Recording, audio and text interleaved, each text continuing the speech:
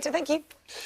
A record number of passengers complained about not getting compensation from airlines last year. Yes, Steph is looking at what your rights are when things go wrong and what you should do. Morning. Yes, morning to you both. Yeah, this is something which, particularly this time of year, people face problems with when their flights are delayed. Morning, everyone. Yeah, flight problems are quite common. And recent research showed that almost a third of us experience flight delays at some point. A record number of passengers complained to the Civil Aviation Authority last year when airlines didn't pay out for their delays. Now, the rules around this, well, they're pretty complicated.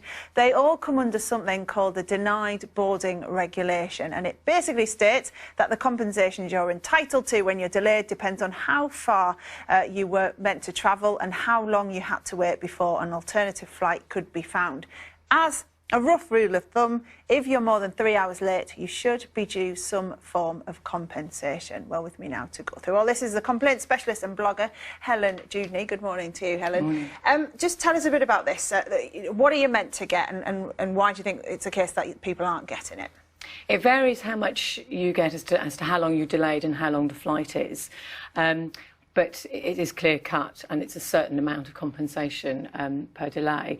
I think one of the reasons that people don't get anywhere is because the airlines try and fob you off. And a classic is that it's a technical difficulty, but due to rulings in October and February, technical difficulties are now not regarded as unforeseen, so you can still get compensation for technical difficulties. That's a classic fob off. Another is that they will try and give you vouchers for another flight where in fact you're entitled to the money. And it's just a case, I think, of airlines trying to fob you off when people aren't clear about their rights. The airlines would say in their defence that they're only doing what the rules allow them to do, because otherwise, they would get in trouble if they were misleading by trading standards or someone. So, is there a way of customers complaining better? Is that part of the problem, do you think? I think it is. If people aren't sure of their rights and they just write, dear sir, madam, I was delayed on this flight and I want some compensation, it's easier to get fobbed off.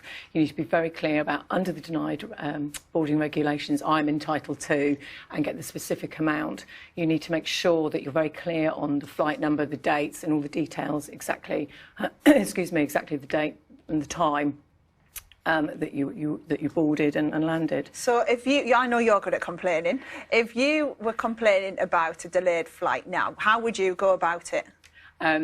Well, I have done it, obviously, for friends, but I'm just very, very clear, very polite and very specific. You don't need to go into the details of this happened and this was really bad and I had 5 screaming children and all of that, because that, in this case, this scenario, is actually irrelevant. What's relevant is the specific time and length of time that you were delayed. So there's no point telling them about all the hardship you might have had, as you say, because you've got children with you or anything. There's no point saying all that. Do you think it's just literally the facts you need to say? You need to say the facts, because if you then had to go to court, that's what the court will look at. If you're going for more about the service and about that, you might want to add the additional information, but you're very unlikely to get that if you're struggling to get the specific amount that you're legally entitled to.